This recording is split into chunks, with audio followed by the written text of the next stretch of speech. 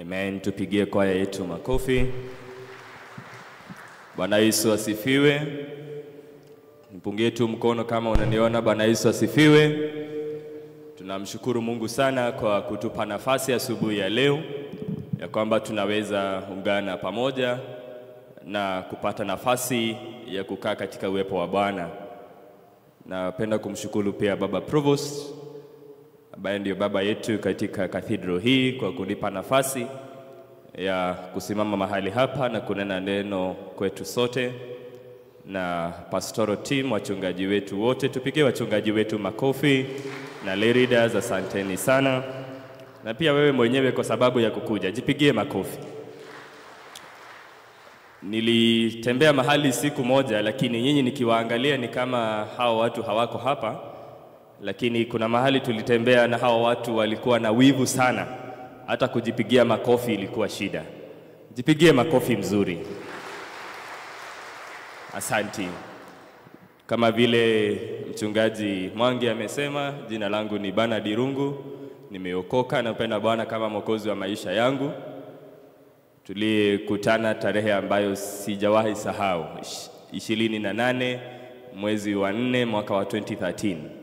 Amekuwa mwaminifu, amekuwa Mungu mwema katika safari ya wokovu, na hata sasa ninazidi kumwambia karibu na yeye ndio ningependa kuwa, tukaendelee kutembea pamoja. Kwa neema ya Mungu ninahudumu hapa Church Army Africa kama director wa missions, na pia kufunza katika chuo cha Biblia. Na pia mimi ni mshirika hapa cathedral. Wakati ambapo watu na huduma za nje, mara nyingi ninakuja ibada ya 9:30 ya Youth Church. Na tunashukuru sana Mungu kutupa nafasi hii na wiki hii ambayo imekuwa wa revival week, na natamania kwamba Mungu ataendelea kunena nasi na kutuhudumia jinsi ambavyo angependa. Ningependa kunena kuhusu when God breathes again. When God breathes again. Na somo ambalo tulisomewa ni Zaburi 85 from verse 1 to verse 13.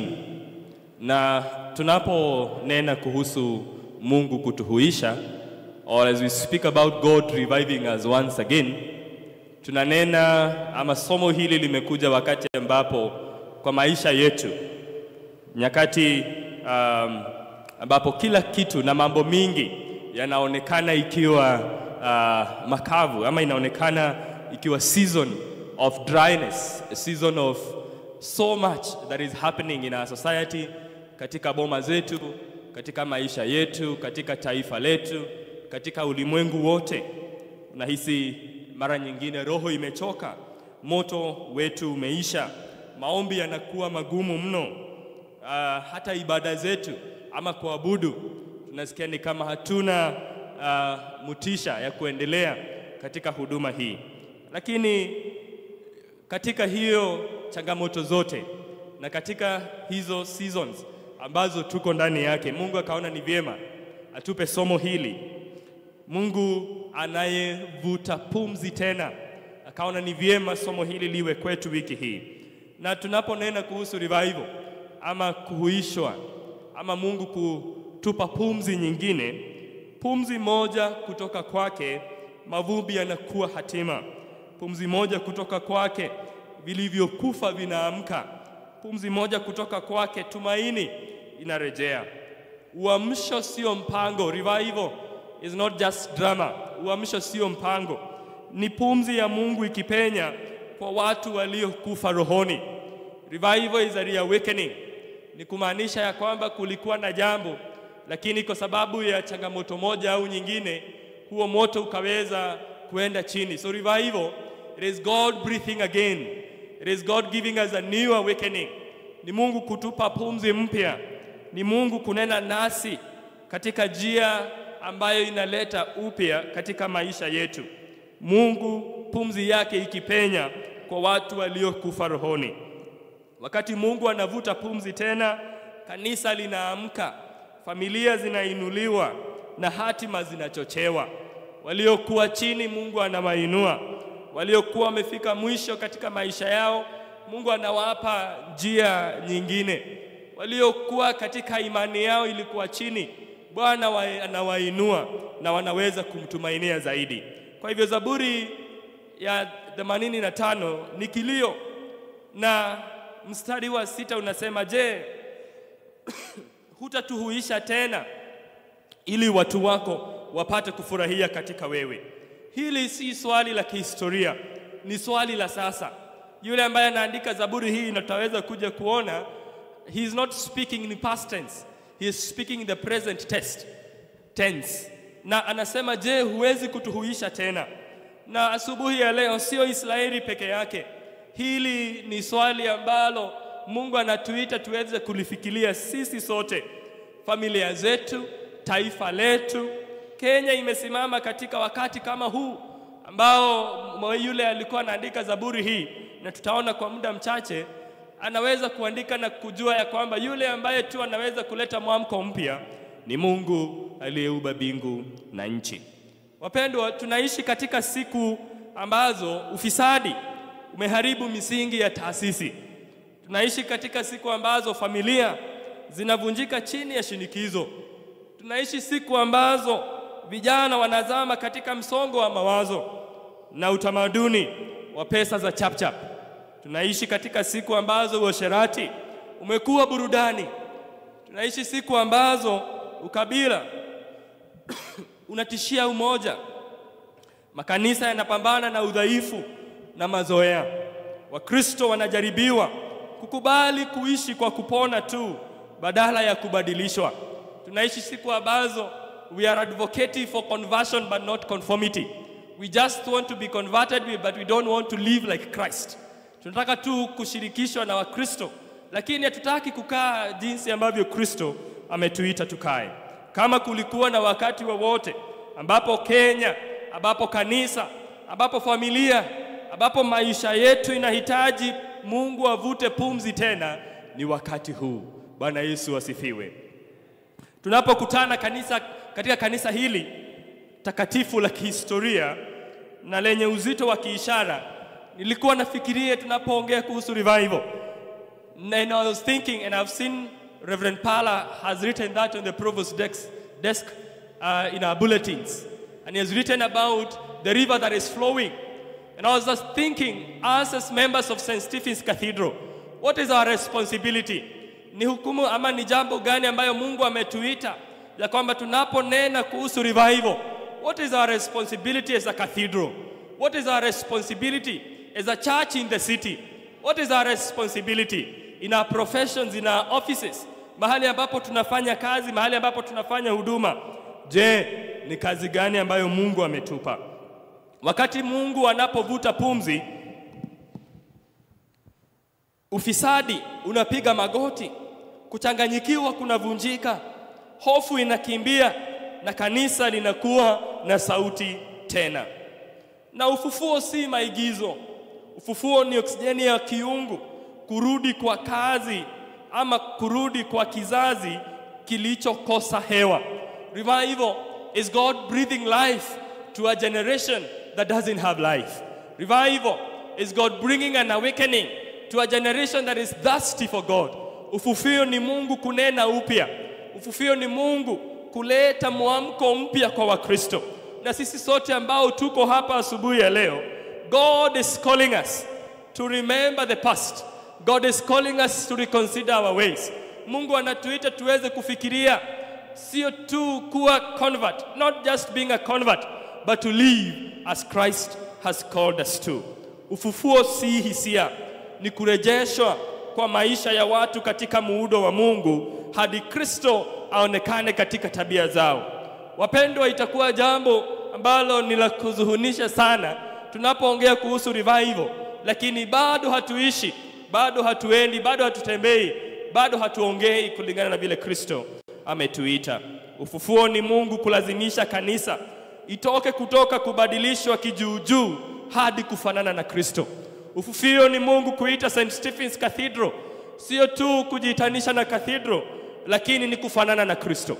Wapendwa, tulienda mahali mission Northeastern, and one of the Muslims akatuambia ya kwamba tofauti ya Mkristo na Muislamu ni ya kuwa Wakristo hautawapata nyumbani Jumapili asubuhi, lakini kwa tabia, kwa mienendo, kwa maneno. Lakini nyinyi nikiwaangalia si kama wale wako kule, lakini hakuwezi kosa mmoja ama wawili. Bwana Yesu asifiwe. Kuishi kama Kristo sio tu kukosekana nyumbani Jumapili asubuhi, lakini Jumatatu all the way across the week. How is our life? There are 4 instances in the Bible where God breathed life, and I would want to just share the verses, and then you can read at your own, and then I share 4 lessons that we are going to learn today. Ya kwanza, it is during creation in Genesis chapter 2 verse 7. Mwanzo mlango wa 2 mstari wa 7. Akamvuvia pumzi puani, pumzi ya uhai, mtu akawa nafsi hai, udongo ukawa binadamu. Ya pili ni Ezekiel 37 from verse 1 to 10. Katika bonde la mifupa mikavu, pumzi iligeuzwa uwaja wa mifupa kuwa jeshi la askari. Ya tatu ni Yohana 20:22, John 20:22. Akawavuvia akasema, pokeeni Roho Mtakatifu. Watu waoga wakawa mashahidi wa kiume, wa kitume. Watu waliokuwa na uoga Mungu akawajaza roho na wakawa mashahidi wa kitume. Ya 4 ni Matendo 2, Acts chapter 2, wakati wa Pentekoste. Upepo wa nguvu, pumzi ya Mungu ulizaa kanisa lisiloweza kuzuilika. Kila ufufio katika maandiko ulianza Mungu alipovuta pumzi. Na kila ufufuo katika historia ulianza Mungu alipovuta pumzi juu ya watu wa kawaida waliokubali kusema ndio. Psalm 85 ni zaburi ambayo iliandikwa na wana wa Korah, sons of Korah. Na wale ambao wanaandika zaburi hii, scholars wanasemanga ni kizazi cha 5. When you read Numbers chapter 16, you'll find their history. Wakati ambapo baba yao Korah aliasi Mungu na kuenenda kinyume cha vile ambapo Mungu alikuwa amepanga. Lakini wanawe hawakufa, na baadaye kizazi cha 5 ndio ambao wanalilia Mungu. Na wanafunzi wengi wanasemanga ya kwamba iliandikwa baada ya taifa la Israeli kurudi kutoka uhamisho. Walikuwa wamerejea nchini, lakini bado walikuwa wakiishi katika hali ya kuvujika moyo. Nchi ilikuwa imeharibiwa, mazao yalikuwa haba, kulikuwa na ukame na matatizo ya kiuchumi. Ukuta wa Yerusalemu ulikuwa umebomoka, ufalme haujarejeshwa bado, hali ya kiroho ilikuwa imepoa.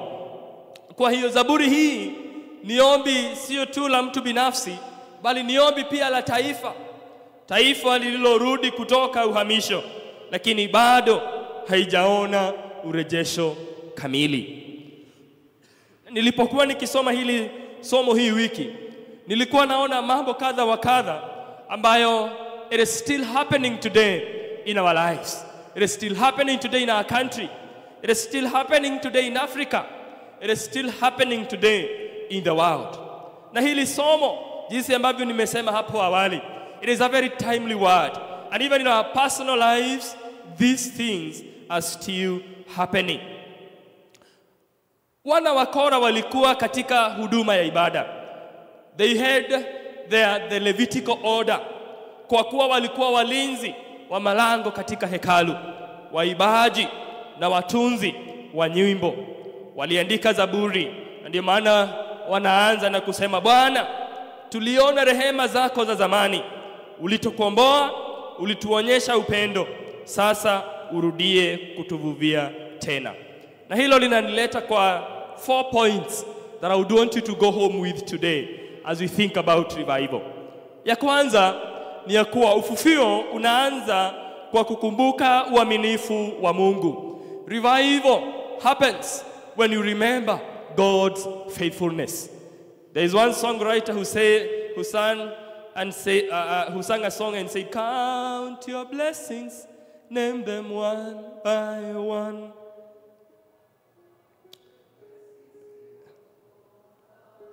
Tufikishe hapo, tutaendelea wakati wa crusade. Zaburi inaanza kwa ukumbusho mtakatifu ya kwamba ulitunukia fadhili, ulirejesha, ulisamehe. The fifth generation is still remembering God's faithfulness. The people of Israel are still remembering God's faithfulness. Kabla mtunga zaburi hajaomba, anakumbuka.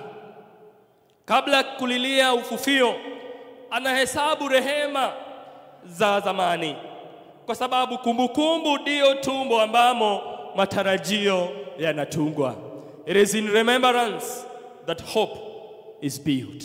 It is when you remember God's faithfulness that hope is birthed. Uamsho huanza kwa kukumbuka matendo ya Mungu ya nyuma. Amefanya kabla, anaweza kufanya tena. Sijui ni jambo lipi ambalo unamtumainia Mungu asubuhi ya leo. But we came to remind you, He did it in the past, He will do it again. He is faithful God. Believe in Him. Look unto Him and you shall live. Ulianguka, lakini ana historia ya kuinua.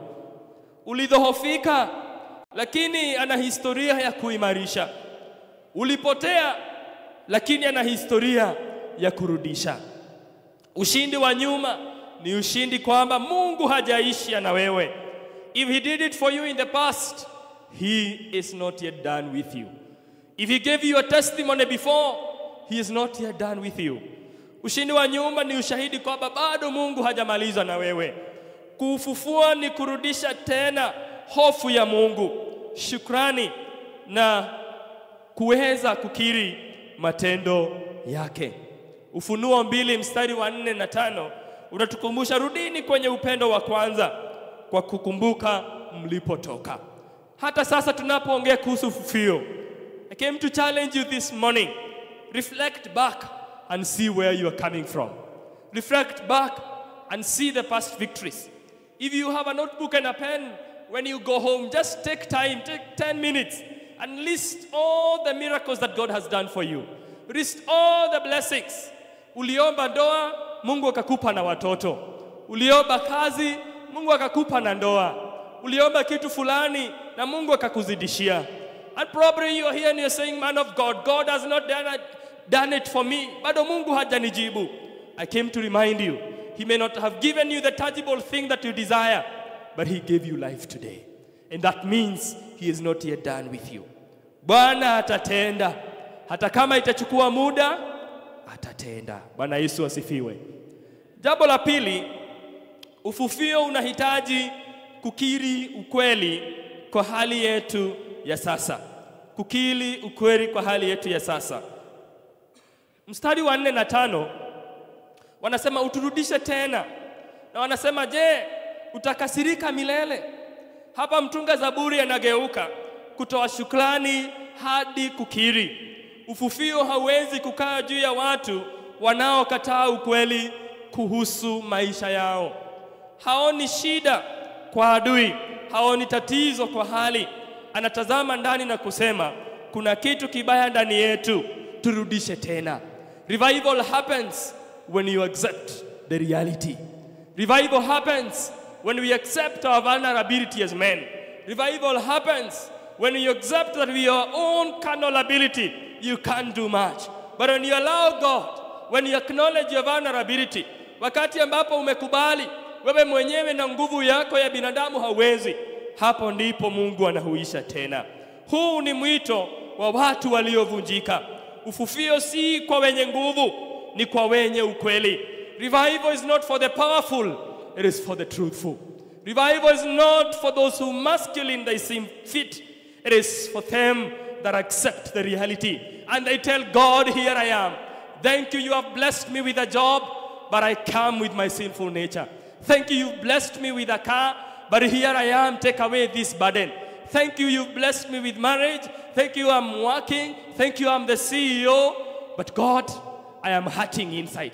Revival is for those who acknowledge their vulnerability. Sio kwa wanaojifanya, bali kwa wanaokiri hitaji lao. Sio kwa wanaojidhihirisha na kuokoka, bali kwa wanaotamani kufanana na Kristo. Revival is not for converts. It is for them that conform to Christ. It is not just for any other Christian. It is for him who believes to live as Christ has said. Ni kwa wale ambao wamekiri and they have taken their stand that I will not corrupt my faith for carnal gains. I will not corrupt my salvation for carnal benefits. Bwana Yesu asifiwe. Si hii ndio ugonjwa la Ukristo wa leo. Sio uhaba wa maamuzi, bali uhaba wa wanafunzi. It is not that we don't have Christians. The problem is that we don't have disciples. Sio upungufu wa makanisa, bali upungufu wa waaminifu wanaofanana na Kristo. Ningependa kuomba na wewe asubuhi ya leo. Bwana akupe neema ya kwamba utazidi kutamani kufanana na Kristo. Katika kazi yako, katika huduma yako, katika familia yako, Mungu atupe neema tuige kufanana na yeye. Somo la 3, ufufuo ni pumzi ya Mungu ikileta uzima ambapo kulikuwa na kifo. Revival, it is God breathing life where there was death. Verse 6, Biblia inasema, je, hutatufufua tena ili watu wako wapate kufurahia? Ufufuo sio kelele. Bwana Yesu asifiwe. Ufufuo sio ratiba, si nguvu za kibinadamu. Ufufuo si kulia machozi mingi, ni vyema lakini hiyo sio ufufuo. Ufufuo ni pumzi ya Mungu kuingia katika maeneo yaliyokufa. Bwana Yesu asifiwe. Anapovuta pumzi, furaha inarudi. Anapovuta pumzi, nguvu zinarejea. Anapovuta pumzi, makusudi yanainuliwa. Anapovuta pumzi, utakatifu unafufuka. My prayer for us at St. Stephen's Cathedral is that out of this revival, may we go back home as soldiers. Out of this revival, may we go back home as victors, as people who are ready to advocate for Christ in this dark world. Kila ufufuo wa kweli ni Mungu akisema kwa bonde la mifupa, ishi tena. Na kama uko hapa and you are in this season of the valley of dry bone, we speak life in the name of Jesus Christ. Somo la 3, la 4 na la mwisho. Ufufuo unaturudisha msalabani na kututuma kama mashahidi. Revival draws us back to the cross and commissions us as witnesses. Ufufuo unaturudisha msalabani na kututuma kama mashahidi. Msalaba si pambo kwenye majengo. Ni madhabahu ambapo ufufuo huzaliwa na kudumu. Ufufuo unatuletea upeaji na utakaso chini ya msalaba. Kujisalimisha chini ya msalaba, unyenyekevu na ujumbe na utume tukiubeba msalaba. Na Yesu akasema, mtu akitaka kunifuata na ajikane mwenyewe na ubebe msalaba wake kila siku na anifuate. Wapendwa, kama tunataka kufuata Kristo, lazima tubebe msalaba jinsi ulivyo. Tusikate msalaba. Wengine wetu tulipewa msalaba wa kilo 10 miaka 10 iliyopita, lakini sasa umebeba msalaba ya 500 grams. Hebu angalia wewe umeketi na yeye. Unaona kama amebeba msalaba aliyopewa? Bwana Yesu asifiwe. Usikatakate msalaba. Usiukate, ubebe jinsi ulivyo. Bwana atupe neema. Tukumbuke na tuamini ya kwamba muumini aliyehuishwa hupimwa sio kwa machozi, lugha au matikisiko, bali ni kwa utii wa kila siku wa kubeba msalaba. Walimu mmoja tulipokuwa mahali akasema ya kwamba ushahidi wa ufufuo ni maisha yanayogeuka kwa madhabahu ambapo Mungu anakaa na chombo ambacho Mungu hutumia. The evidence of revival, it is a believer who has acknowledged that God lives within, and a believer who is ready to be used by God. Wachungaji wa St. Stephen's, baada ya wiki hii si lazima tujue Wakristo ambao wamekuwa revived, bali tutaona Wakristo ambao wamekuwa revived, wale ambao wamekubali kubeba msalaba na wale ambao wamekubali Bwana kuwatumia. In the house of the Lord, there is space for everybody. You may not celebrate the Holy Communion, but you can become an usher. You may not go in the ushering ministry, but you can join the praise and worship team. You may not have a good sound of singing like me, but friends, you can come and help mop the seats. You may not even help mop the seats, but you can go and help the people know where to park. My point is, there is a place for you in this kingdom. Carry the cross and serve Jesus. Ninapomalizia, hatuifungi mahubiri, tunaifungua msimu.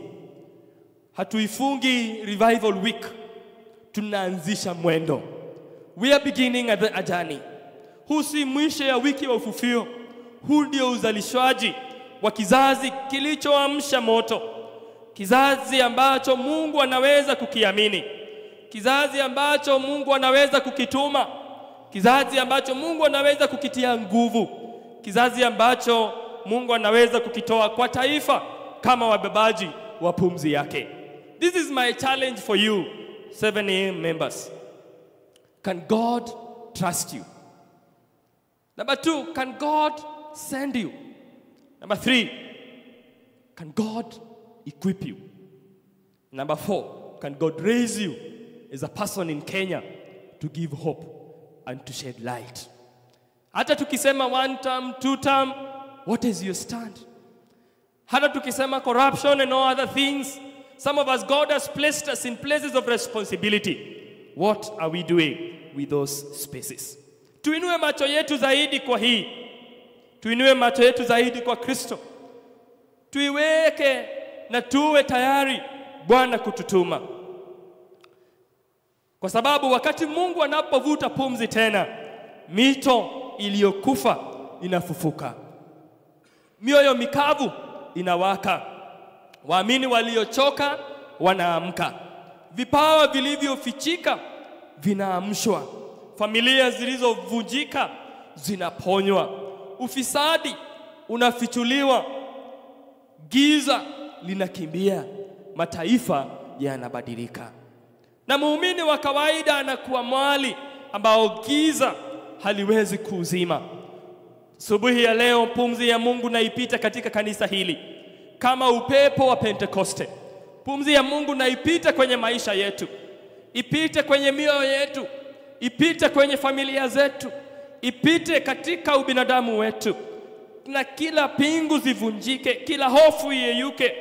Na kanisa sote tuwe tayari kueneza injili ya Yesu Kristo. Bwana Yesu asifiwe. Bwana atupe neema. Bwana atupe neema. Ili tunapoongea kuhusu revival, that we know revival doesn't come to put us in comfort zones, but revival comes to send us to the mission field. Are you ready for the mission field? Are you ready to serve God? So many of us here this morning, we have this desire. In one way or the other, we are like the sons of Korah. The history may not be encouraging, but there is a God of second chance. When we were born, we were not just born to be seen, but we were born to be felt. We were born to be effective. We were born as a carriers of a substance. And he who is in us is greater than he who is in the world. I don't know your history. I don't know your past. I don't know what you're trusting God for.